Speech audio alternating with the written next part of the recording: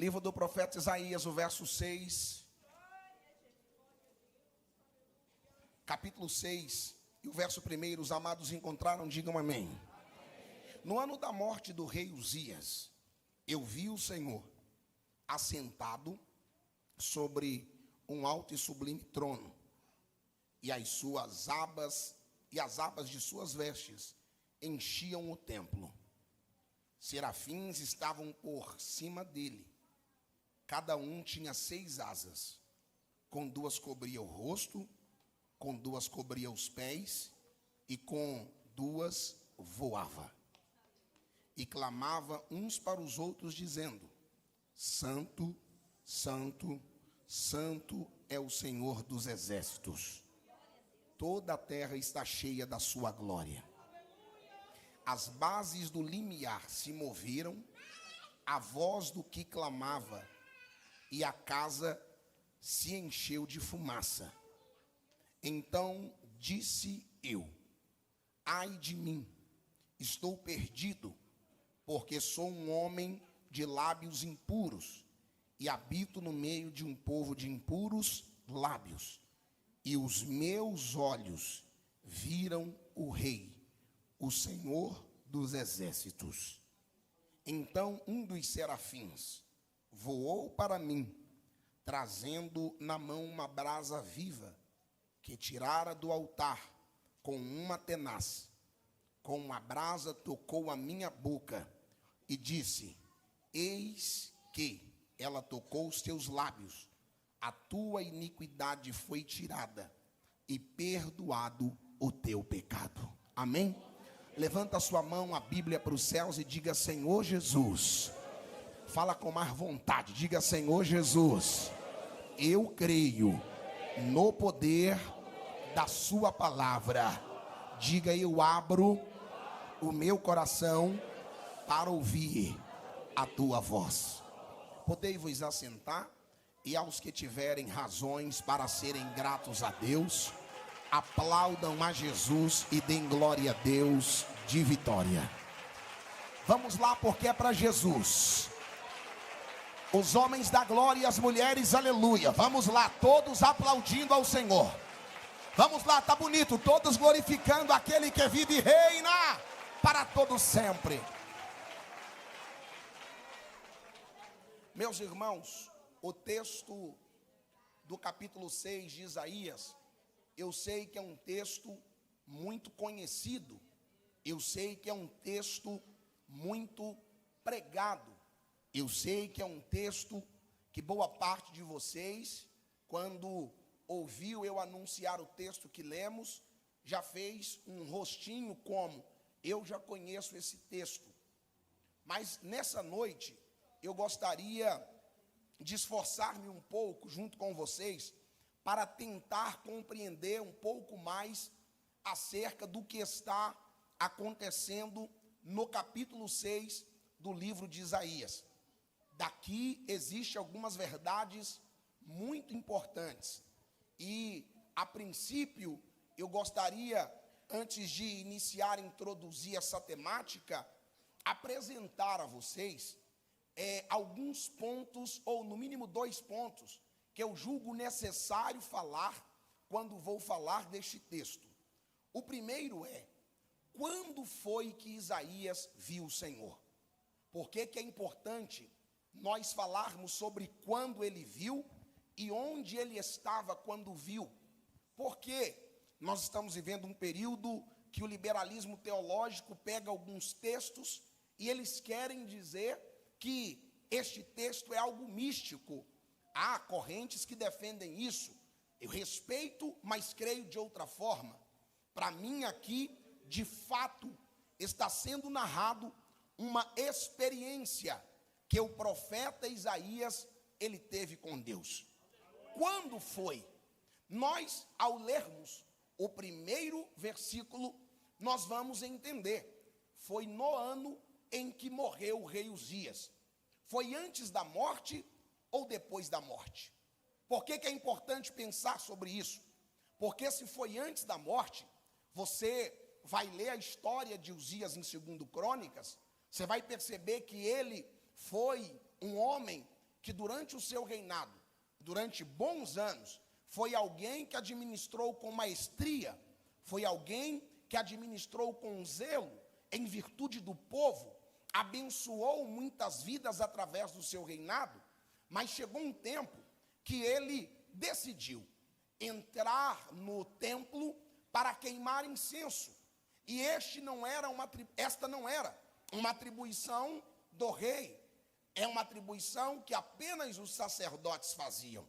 E aí, ao ser repreendido, ele vai outorgar da sua autoridade de rei e achar-se no direito de queimar incenso.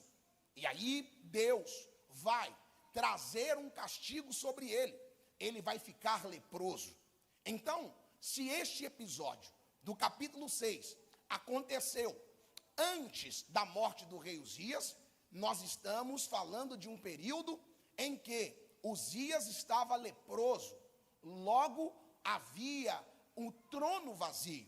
Se foi após a morte do rei Uzias, havia um período de transição, havia um período de insegurança, havia um período de incertezas, havia um período de desorganização. E aí, foi neste ano, foi neste tempo, que Isaías, ele vai declarar: eu vi o Senhor assentado em um alto e sublime trono. Por que essas duas informações são importantes? Porque está sendo cravado um marco, está sendo cravado algo esclarecedor. Olha, Isaías, você na terra, ao olhar o trono, ao procurar o rei, a procurar quem está ditando as regras, você está vendo tudo desorganizado. É um período de incerteza. O trono aí embaixo está vazio, mas eu estou te mostrando, o meu trono está ocupado, porque o meu reino não terá fim. O Senhor estava mostrando isso a Isaías. Dito isso, é importante nós pensarmos também, aonde o profeta Isaías estava? Claramente, no templo. E aqui significa algumas verdades para nós. Se ele é um profeta e está no templo, o templo, ele tem uma linha de corte. O profeta, ele teria os lugares apropriados que ele poderia ter acesso. O lugar santo e o santíssimo, apenas os sacerdotes podiam entrar. Então, se ele está no templo, qual é o lugar que ele está? Ele está como um profeta, no máximo no átrio. Ele está na área externa do templo. E aqui nós temos uma indicação muito poderosa.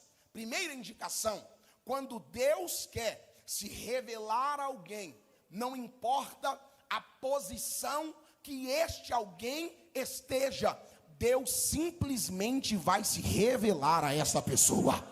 Não importa a posição que ela ocupa no nosso grau hierárquico, se é pastor, se é ministro de louvor, se é músico, se é zelador da igreja, se é o porteiro, se é quem olha o estacionamento. Quando Deus quer se revelar a alguém, Ele respeita as posições, sim, porque foi Ele quem estabeleceu as pessoas nessas posições. Mas quando Ele decide se revelar a alguém, Ele simplesmente diz: eu vou revelar a minha glória para esse, eu vou revelar a minha glória independentemente da posição que esta pessoa se encontra. Glória a Deus. Segundo, Ele também, quando quer se revelar a alguém, oh glória a Deus, Ele não leva em conta a condição espiritual de alguém.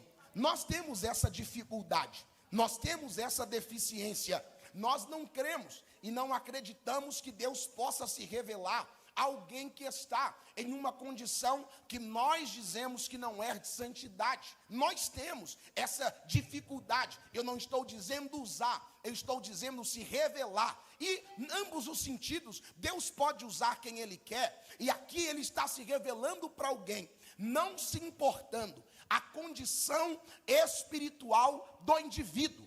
E aí, para que você não me interprete mal, vocês vão dizer: pastor, mas então o que o senhor está dizendo significa que Deus, Ele vai se revelar a qualquer pessoa que esteja em qualquer condição espiritual se revelar sim.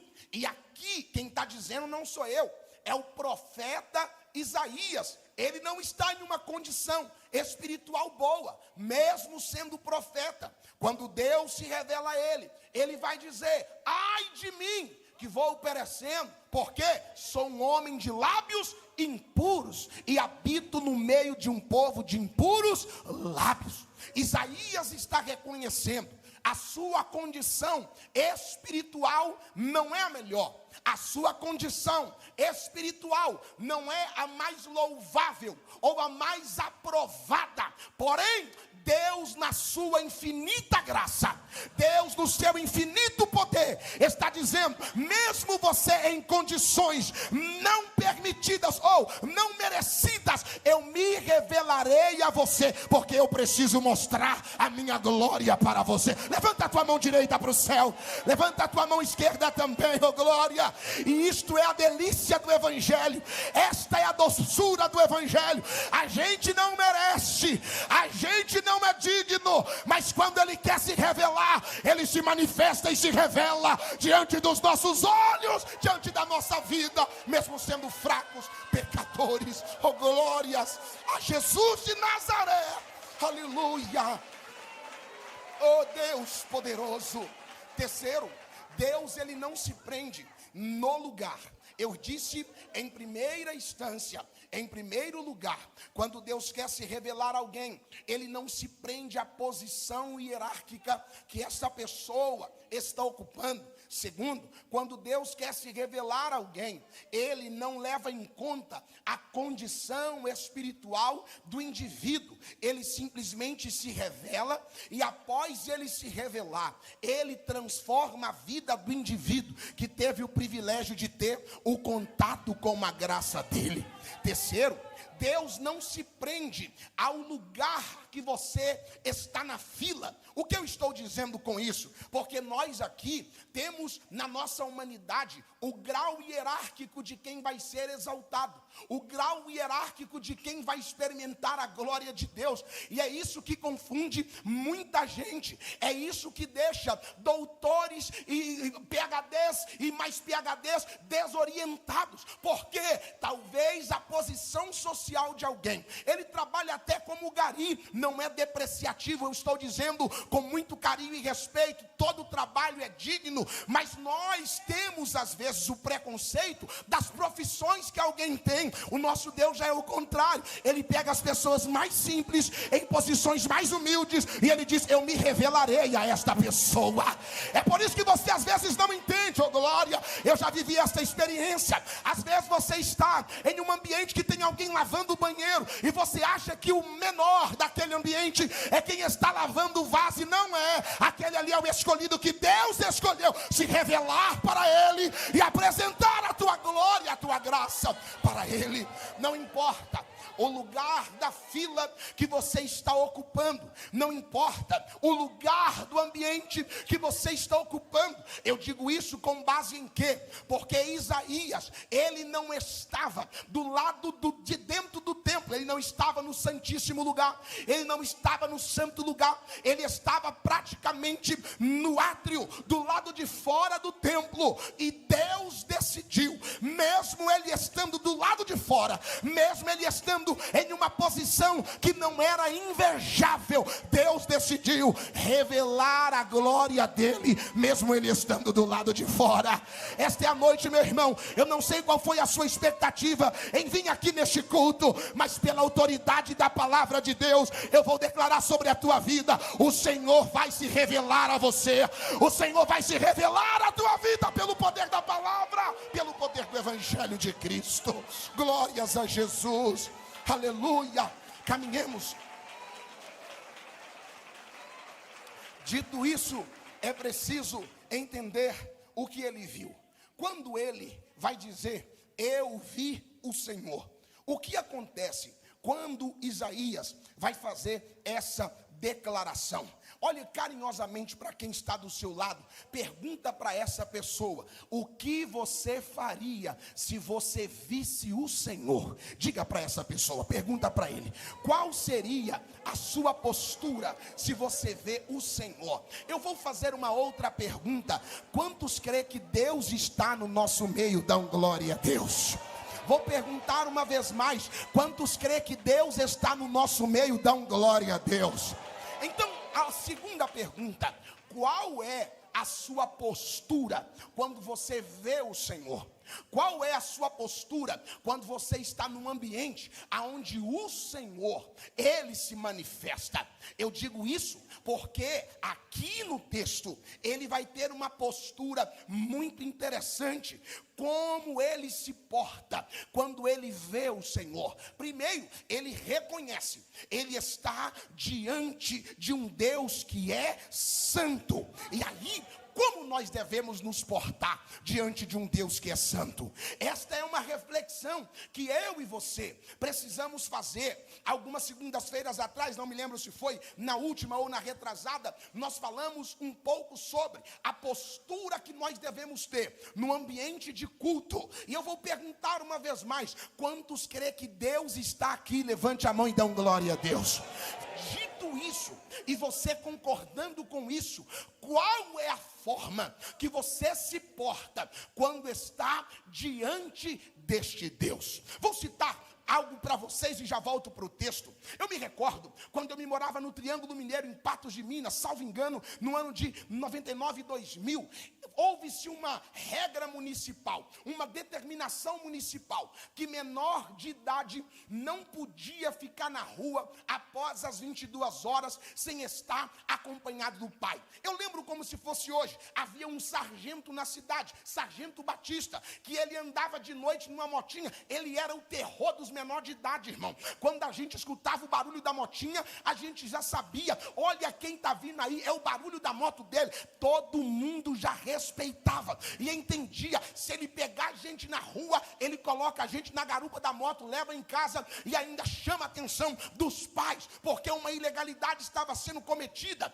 E eu me recordo que eu já fui parado por ele, voltando de igreja, e quando ele parava com a moto, meu Deus do céu, as pernas bambeavam, já dava um frio no pé da barriga, e a gente não sabia o que fazer, não sabia nem como falar com ele, porque tínhamos um respeito. Ele era uma autoridade. Hoje não é tão comum respeitar a polícia, mas eu aprendi que são autoridades e nós devemos respeitar. Agora, imagina se diante de uma autoridade policial a gente teme, a gente não fala de qualquer maneira, a gente não fala qualquer palavra, a gente não se porta de qualquer maneira. Qual é a maneira correta de se portar diante desse Deus que é santo e é Senhor? Qual é a maneira correta de se portar diante deste Deus que é o Senhor da nossa vida? Pastor, eu não faço a mínima ideia. Vamos para o texto, porque o texto nos ensina. Vamos aprender com os serafins. O texto declara que eles têm 6 asas. Quantas asas eu disse? Quantas asas eu disse?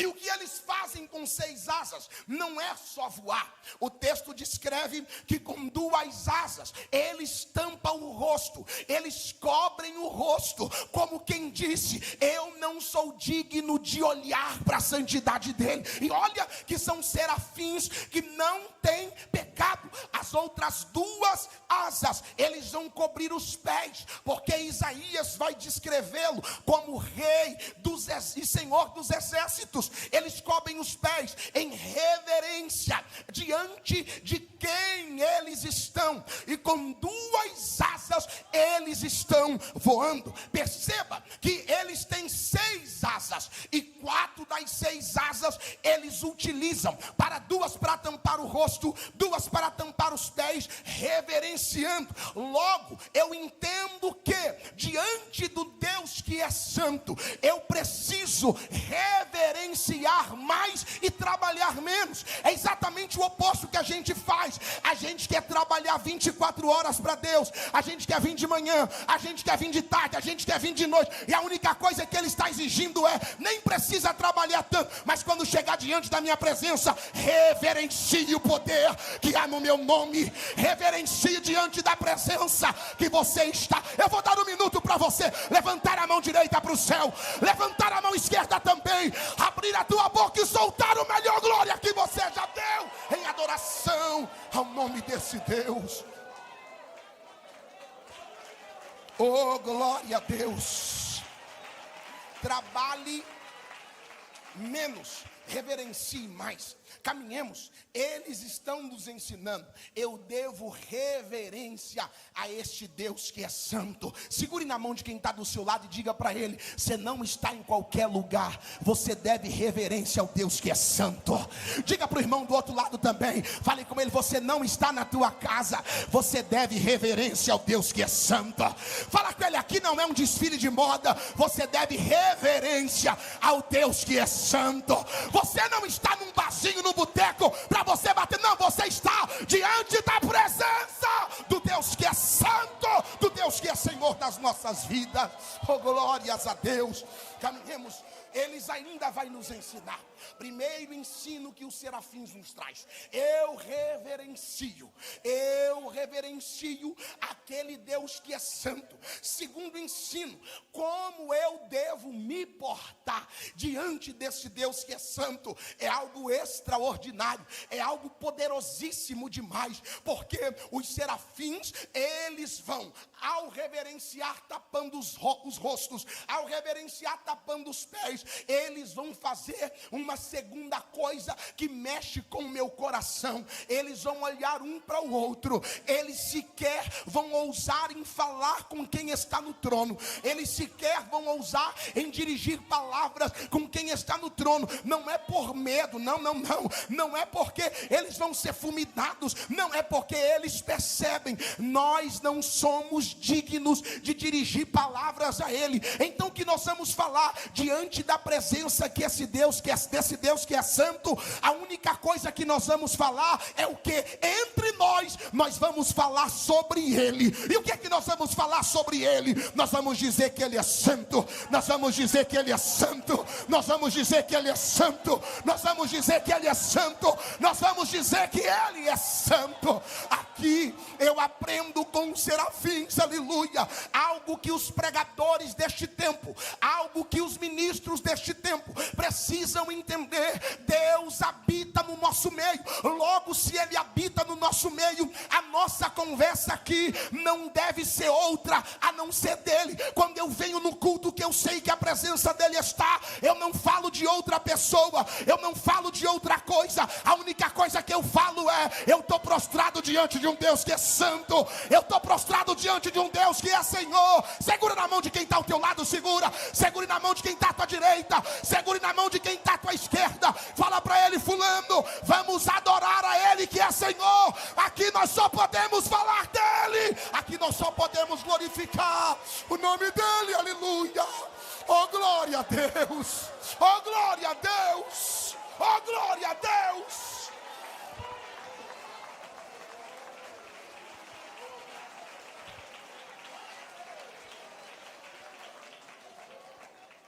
Os serafins nos ensinam: quando eu chegar no ambiente aonde Ele está, eu não vou falar do Bolsonaro nem do Lula, eu vou falar que Ele é santo, Ele é o Senhor da minha vida. E deixa eu dizer para você, meus irmãos, com amor, quando você tiver alguma coisa para conversar, marca um café. Não, aqui no templo, a presença dele habita no nosso meio. Então aqui a gente só pode e deve falar da presença e da bondade dele. Deixa eu revelar para você, com muito amor, este é o ambiente onde ele se manifesta. Quantos crê que ele está no nosso meio? Levanta a mão e dê glória a Deus. Então quando você entrar daquelas portas para dentro. Aqui não é lugar de você colocar a fofoca em dia. Aqui não é lugar de você ter conversa de comadres, não. A conversa aqui na hora do culto é: vamos falar dele, vamos adorar a ele, vamos exaltar a ele, porque dele e por ele e para ele são todas as coisas. Nos portemos com reverência diante deste Deus que é santo. Oh glória!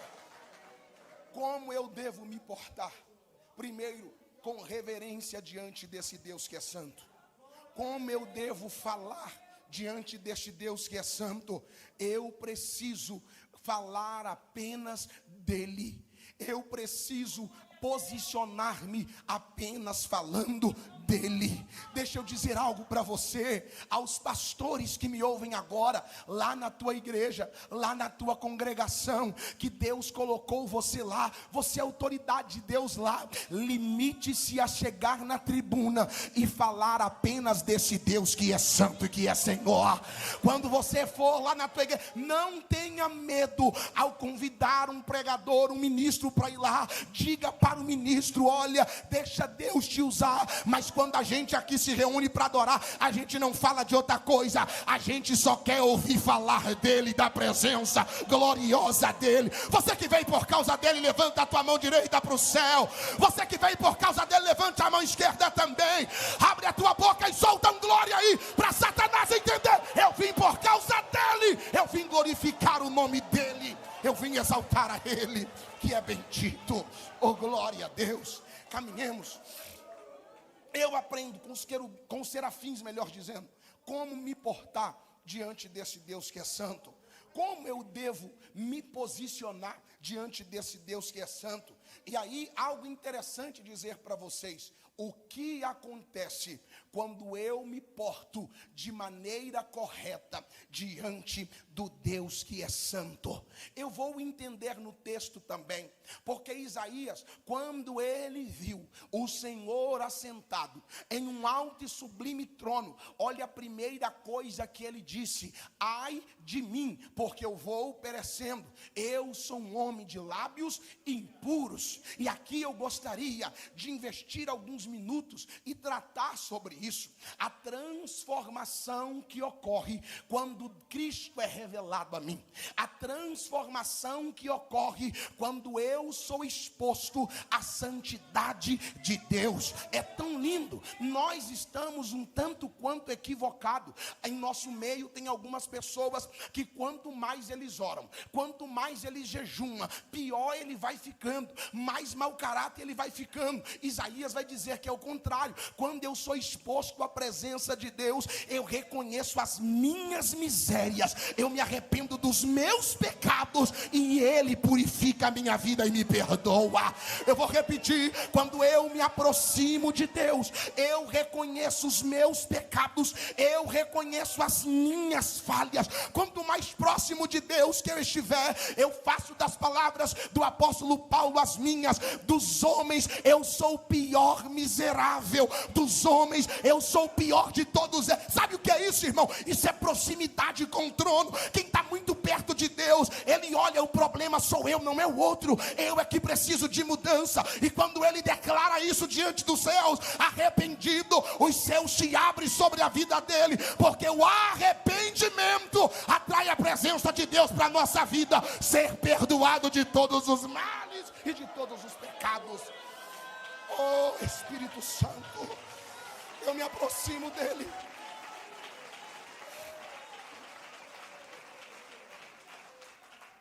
Eu me aproximo dele, eu reconheço que sou pecador. Eu me aproximo da santidade dele, eu reconheço: eu não sou digno. Eu me aproximo dele e reconheço: eu não mereço. Eu me aproximo dele e eu reconheço: miserável homem que sou. E nós estamos vivendo em um tempo, nunca foi tão difícil ver as pessoas se arrependendo. Aqui, lábios impuros, eu poderia dar inúmeras interpretações, eu vou falar apenas de uma. Lábios impuros, sem ferir o texto, eu posso dizer que é alguém que está sendo dado à mentira. Eu posso dizer que é alguém que está sendo dado a conversas indevidas. E deixa eu revelar algo para vocês. No gabinete, nesses anos que eu estou pastoreando, eu já atendi gente com todos os tipos de pecado. Eu já atendi pedófilo, eu já atendi gente que adulterou, eu já atendi gente que fornicou. Sabe um tipo de pessoa que nunca foi no meu gabinete? Pastor, eu sou mentiroso. Pastor, eu tenho problema com mentira. As pessoas têm dificuldade de entender. As pessoas têm dificuldade de confessar. Mentira é pecado, sim ou não? Mentira é pecado, sim ou não? E o remédio para o pecado qual é? Arrependimento. O remédio para o pecado não é você colocar o sol com a peneira e se esconder atrás do seu terno, atrás da sua gravata, ou atrás de uma Bíblia grande, ou de um carro. Não, o pecado se trata é quando alguém está disposto a arrepender-se de todo o coração. E deixa eu dizer para você, quando você se arrepende de todo o coração, a glória de Deus alcança a sua vida, e Ele perdoa você de todos os seus pecados. Glória a Deus. Levante a mão direita para o céu, levanta a mão esquerda também, levanta as duas mãos, munido da autoridade da palavra de Deus. Eu tenho autorização de Deus para liberar esta palavra sobre a tua vida. A brasa que vai purificar você vai ser tirada do altar, não é outra senão a palavra de Deus. Enquanto você está com as mãos levantadas, eu sei que não é todo mundo, mas os que quiserem receber esta palavra irá transformar o teu coração. Esta palavra irá purificar a tua vida. Esta palavra vai te aproximar do trono da graça. Esta palavra fará isso. Esta palavra fará isso. Glória a Deus. Ele vai entender. Ai de mim. Ele reconhece. Ai de mim. Ele sabe. Eu estou diante de um Deus que é santo. E diante do Deus que é santo, eu percebi o quão pecador eu sou. E aí, o serafim vai tirar uma brasa do altar e vai tocar nos lábios dele e vai dizer para ele: o seu pecado está perdoado.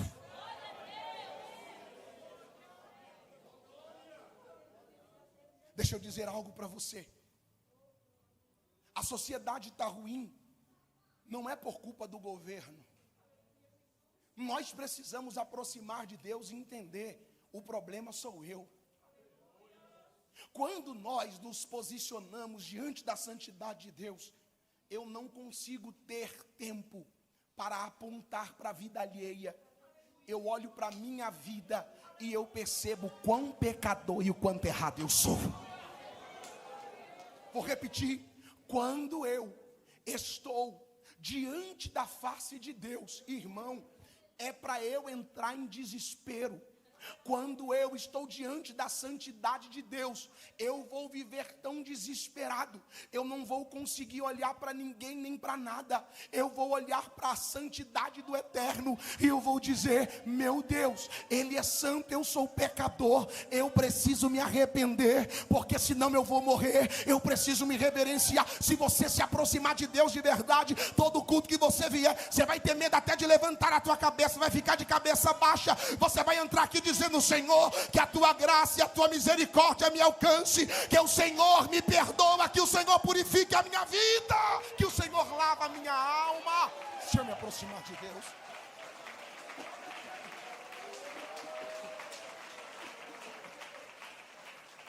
Quanto mais perto de Deus eu estou, mais arrependido dos meus pecados eu fico.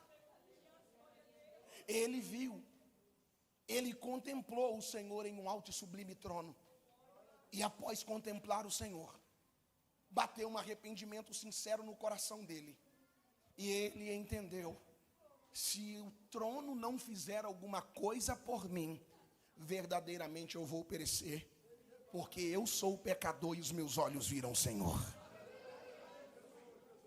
Você tem condição de fazer esse clamor que Isaías fez? Ou nós somos tão prepotentes e arrogantes ao ponto de achar que somos santos demais? Você tem condições de chegar diante de Deus e reconhecer os seus pecados? Porque se você não tem condição de reconhecer os seus pecados, eu sinto em te dizer, você está muito longe do trono de Deus. Se você acha que você é santo demais, olha o que Romanos diz, não foi só um ou dois, todos pecaram e destituídos fomos da glória de Deus. É todos que pecaram. E qual é o remédio para o nosso pecado? É chegar diante do trono da graça, quando ele se revelar a nós e nós nos arrependermos para sermos perdoados de fato pelo poder do Espírito de Deus. Ai de mim! A postura correta diante da revelação da presença do Senhor me exige, me obriga a ter uma mudança de comportamento. A postura que eu tenho quando a glória de Deus é revelada a mim, ela é totalmente transformada. Me desculpe, nós temos crentes que são crentes há 30 anos e até hoje a postura dele não foi transformada. Você viu tudo, menos a face do Todo-Poderoso. Me desculpe, tem crente que é crente há 40 anos, ele não para de levantar calúnia e fazer fofoca, e o pior, ele fala em mistério, bate o pé no chão e de vez em quando até profetiza. Me desculpe, você teve um encontro com o diabo, mas com a face de Deus você não teve, porque todos que encontram com o Todo-Poderoso, a vida dele é transformada, a postura dele é transformada, o caráter dele é mudado, porque Deus revela-se transformando o nosso caráter. Quer iludir quem? Falando que você está cheio de Deus e o seu caráter não foi mudado. Quer iludir quem? Falando que você está cheio do Espírito Santo e você não para de maldizer os seus irmãos. Quer iludir quem? Dizendo que você está cheio de Deus, mas você não perde a oportunidade de dar o prejuízo para o irmão que está do seu lado. Não foi Deus que você encontrou, não foi o Cristo que você encontrou, não foi o Deus das Escrituras que você encontrou, mas hoje é o dia que os céus estão abertos e a palavra dele está se revelando para você. Ele tem um encontro marcado com você, ele vai mudar a tua história e transformar o teu viver para sempre. Eu finalizo dando alguns exemplos para você de pessoas que foram encontradas por Cristo. Lembra de Saulo, que nós o conhecemos como Paulo? Um encontro só resolveu o problema. Lembra do Zaqueu? Vou ver Jesus. Um encontro só resolveu o problema. Você não vai perceber no texto da história de Zaqueu, Lucas 17, ou Lucas 19, melhor dizendo, o Senhor Jesus dizendo para ele, olha, você está dando prejuízo para os outros, você vai ter que resolver isso aí. Você não vai ver. Você vai ver Jesus se revelando a ele. E ele arrependido dizendo, se eu defraudei, eu vou devolver. Eu finalizo fazendo uma pergunta. A sua postura mudou depois que você conheceu a Deus ou continua a mesma? A sua postura foi alterada depois que você conheceu a Cristo? Ou você continua o mesmo mentiroso de sempre? Ou você continua o mesmo caloteiro de sempre? Ou você continua o mesmo mau caráter de sempre? Ou você continua o mesmo adúltero de sempre? Ou você continua o mesmo fornicador de sempre? A sua postura foi alterada? Ou você mantém a mesma postura? Se você está mantendo a mesma postura, sinto em te dizer, você ainda não conheceu a Jesus Cristo. Pastor, eu mantenho a minha mesma postura, mas eu já sou até pastor. Entrega a igreja hoje. Pastor, eu mantenho a mesma postura, pastor. Não tive mudança em mim não, eu sou até obreiro. Entrega a credencial hoje, volta, porque ainda tem jeito. Cristo se revelará a você e Ele vai transformar a tua vida. E você verá, você vai viver novidade de vida, para a glória do eterno Deus, para a glória do eterno Senhor. Aleluia. Oh, glória a Deus. Levanta a mão direita para o céu. Levanta a mão esquerda também, oh glória. Eu não sei quem quer receber esta palavra. Eu sei que uma palavra como essa é difícil até de dar glória a Deus. Mas se gostar muito, come muito. Se gostar pouco, come pouco. Eu quero dizer para Satanás escutar lá no inferno. Ele que se prepara. Tem vidas aqui hoje que estão tendo um encontro com esse Deus que transforma. Haverá transformação. Haverá arrependimento para a glória do Deus de Israel. Aleluia, aleluia, aleluia.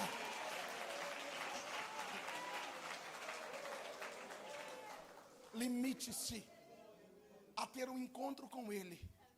Limite-se a aproximar-se dEle e reconhecer: eu sou pecador.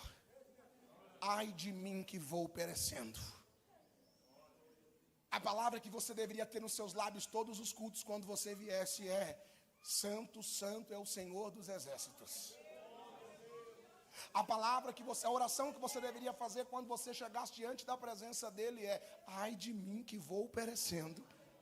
E se o trono não fizer alguma coisa, e se o trono não se mover em detrimento da minha vida, eu morrerei. Mas quando você recorre ao trono, o trono não está disposto a te matar. Se houver arrependimento sincero no seu coração, se houver arrependimento, o trono vai tocar na sua vida e você será purificado e transformado pelo poder de Cristo Jesus. Os que acreditam nesta palavra, fica de pé no teu lugar, dando glória a Deus e o aleluia mais alto que você já deu.